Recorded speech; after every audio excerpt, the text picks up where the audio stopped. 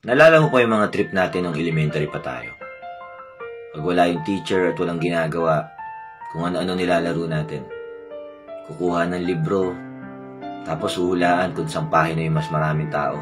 Tapos kung ilan yung bilang ng lamang, yun yung bilang din ng pitik. Tapos yung iba mo namang kaklase, nagdodrawing sa mga notebook nila.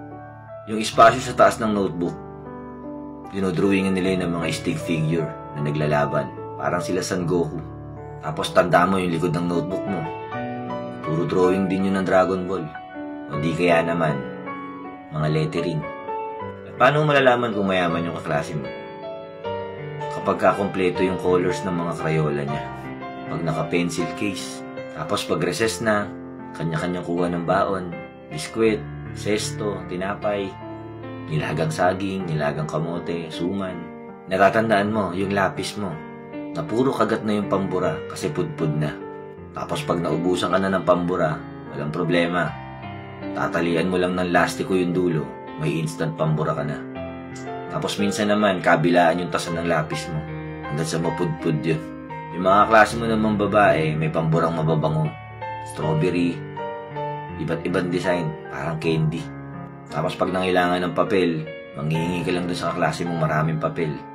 Pag 1/2 o kaya 1/4, walang problema. Tutupiin nyo lang yung papel tapos didilaan para mahati nyo yung papel. Nakakamiss yung panahon na yun, no? Yung problema lang natin, assignment.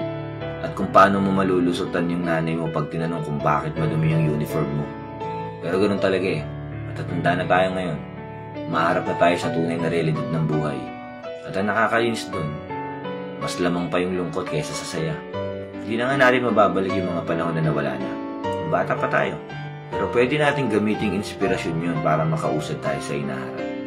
Gusto ko lang ipaalala sa inyo na kapag ka nakakaranas tayo ng lungkot or nawawala na tayo ng pag-asa, palagi mong aalalahanin na minsan sa buhay natin, naranasan natin yung genuine happiness.